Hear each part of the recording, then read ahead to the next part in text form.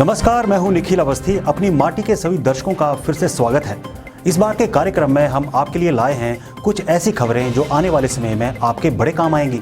हम चर्चा करेंगे कि सर्दियों में आखिर खेतों में काम करते समय किन चीज़ों का ध्यान रखना चाहिए। इसके अलावा सिरमौरी लहसुन की बेकदरी और 2 सफल किसानों की कहानी जानेंगे। लेकिन सबसे पहले सर्दी के मौसम में काम करने वाले फार्मर्स को डॉक्टर्स की ये खास सलाह। प्रदेश में सर्दी बढ़ने लगी है, लेकिन यही वह दौर है जब बागों में प्रूनिंग व अन्य काम तेजी से चलते हैं।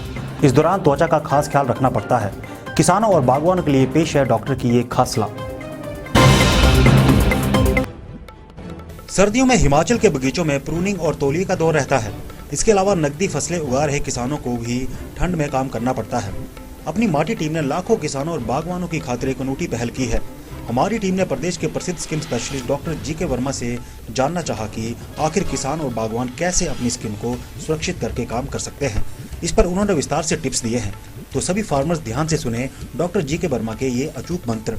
स्वास्थ्य मंत्री डॉक्टर राजीव सैजल का तहे दिल से धन्यवाद करते हैं कि उन्होंने कोविड-19 आइसोलेशन वार्ड को विज़िट किया और यहाँ पे काम करने वाले हेल्थ वर्कर्स जिसमें doctors, nurses, paramedical staff, class 4 sweepers सबका हौसला बढ़ाया और साथ ही साथ जो मरीज़ यहाँ पे एडमिट है उनकी देखभाल के बारे में भी पूछा, उनका भी हौसला बढ़ाया, जिससे कि मरीज़ों का हौसला भी काफ़ी अच्छा था। उन्होंने यहाँ पर जो उनको सेवाएं दी जा रही है उसकी काफ़ी तारीफ़ की। इस सब के लिए हम उनका धन्यवाद करते हैं और साथ ही साथ हम एक CMD गॉड की तरफ से, हमारी एसोसिएशन की तरफ से भी एक संदेश देना चाहेंगे आम जनता को कि वो इस बीमारी के संक्रमण को फैलने से रोकने के लिए सिर्फ मास्क का उपयोग सही तरीके से करें, भीड़ भाड़ वाले इलाकों में जाने से परहेज़ करें और अगर उन्हें कोई माइल्ड सी बीमारी है और अन्य बीमारियां हैं उसका इलाज वो अपने जानने वाले डॉक्टर्स को फ़ोन पे ही या व्हाट्सएप के द्वारा या संजीवनी OPD के द्वारा ही लें और भीड़ भाड़ वाले जगह पे जाने से बचें, ताकि इस बीमारी की पेंडेमिक को हम किसी भी को इसकी जो गति है उसको स्लो डाउन कर सकें और जिन लोगों को सच में ही ये बीमारी गंभीर रूप ले लेती है उनको स्वास्थ्य सेवाएं अच्छी तरह से मिल पाएँ, ताकि हमारी स्वास्थ्य सेवाएं जो है इसमें अच्छा काम कर सकें और वो हमारा हेल्थ सिस्टम कोलैप्स ना करे। तो हम सबसे यही रिक्वेस्ट करेंगे कि वो मास्क का सही प्रयोग करें, हैंड हाइजीन का ध्यान रखें, रेस्पिरेटरी एटिकेट्स का ध्यान करें। तो ये हमारा सबके लिए संदेश है। गिरिपार के जादुई अदरक को इस बार कदरदान नहीं मिल रहे हैं। पहले कोरोना, अब किसान आंदोलन से ये फसल प्रभावित हो रही है। सिरमौर जिला में 1600 हेक्टेयर पर अदरक की खेती की जाती है। हर साल टनों के हिसाब से इस अदरक को देश विदेश के कदरदान हाथों हाथ खरीदते हैं, लेकिन इस बार हालात ठीक इसके उलट हैं। एक माह पहले सब्जी मंडी में 60 रुपए तक बिकने वाला अदरक अब महज 10 रुपए किलो बिक रहा है। परचून में से 50 रुपए प्रति किलो दाम मिल रहे हैं। इससे किसानों को भारी नुकसान हो रहा है। जानकारों की माने तो अभी महज 25% फसल ही निकाली गई है। ऐसे में सिरमौर के किसानों को भारी नुकसान उठाना पड़ सकता है।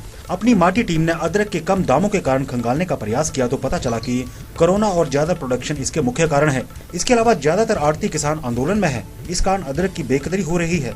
गौर रही कि सिरमौर जिला के गिरिपार का अदरक दुनिया भर में अपने स्वाद और औषधीय गुणों से भरपूर है। ऐसे में इस फसल की बेकदरी अन्य फसलों के लिए भी खतरे की घंटी है। अभी रेट बहुत कम है, 800 रुपये मन चल रहा है, तो बाद में देखते हैं फिर उसके ऊपर क्या, बीज के ऊपर देंगे। अच्छा, अभी क्योंकि अभी नहीं देंगे, अभी बहुत कम रेट है। इससे तो हमारे को भी नहीं पड़ा, वो भी 4000 के आसपास पड़ रहा है हमारे। अच्छा। 4000 का। अच्छा, तो इतने से बड़ा नहीं खाता हमारे। ठीक।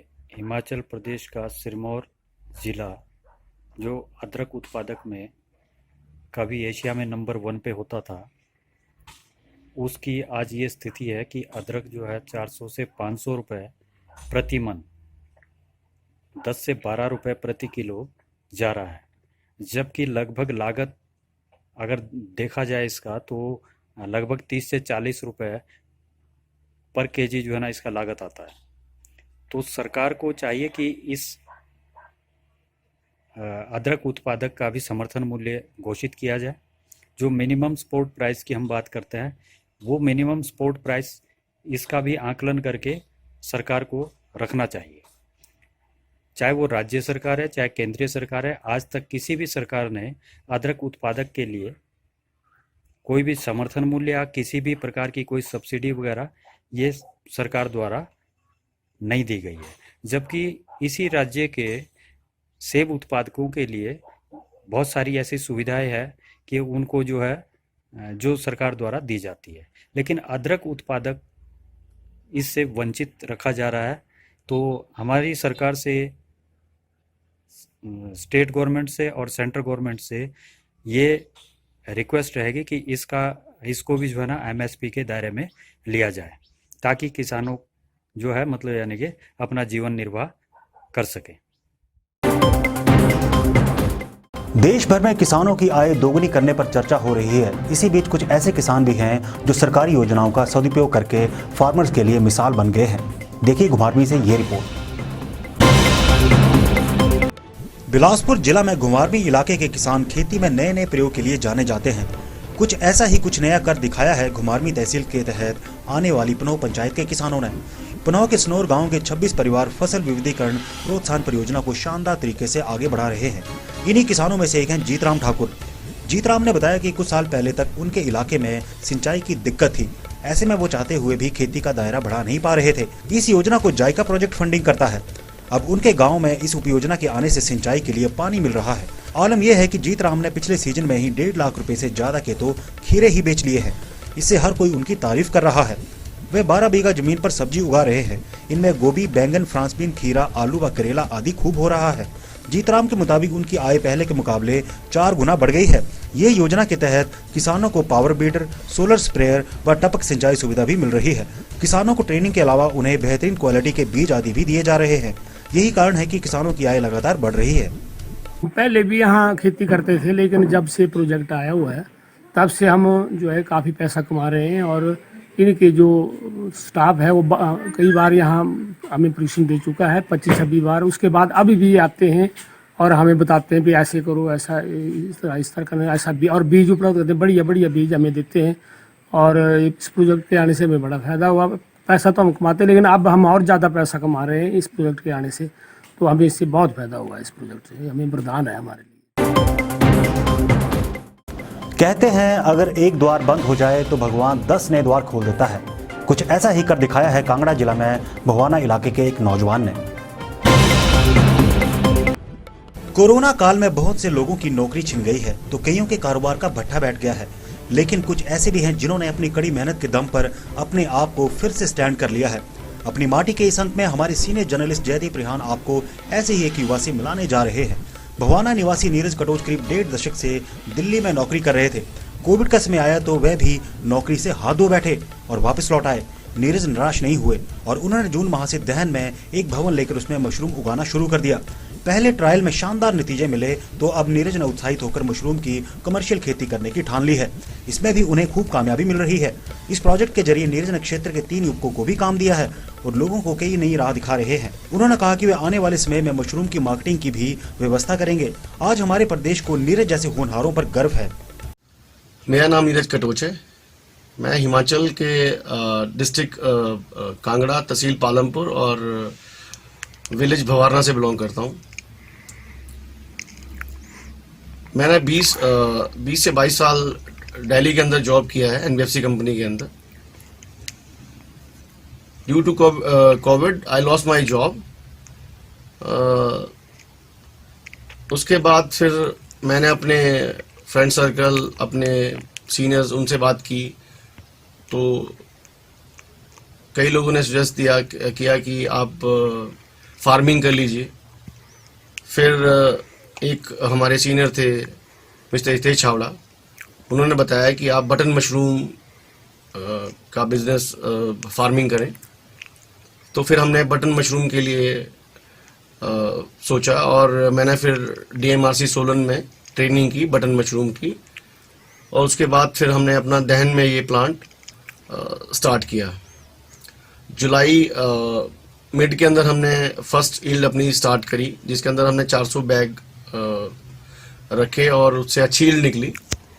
उसके बाद हमने 800 बैग रखे, उससे भी अच्छी ईल्ड निकली।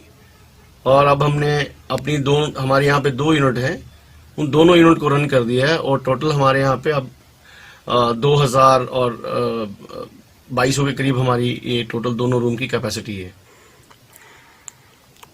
इसके साथ हम बटन मशरूम का अचार भी बना रहे हैं और हमने अपने यहाँ पे 3 लोकल जो एम्प्लॉई हैं हमारे उनको रखा हुआ है।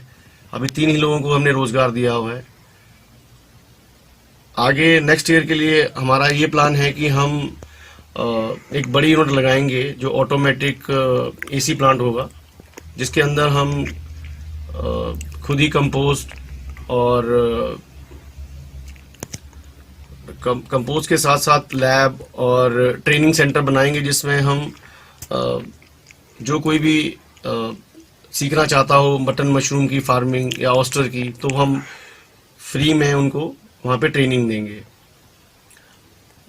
इसके अलावा वहाँ पे अप्रोक्स हम 10,000 कैपेसिटी का बैग का प्लांट लगाएंगे, जिसके अराउंड हम 50 से 60 लोगों को रोजगार देंगे वहाँ पे। धन्यवाद। और अब चलते चलते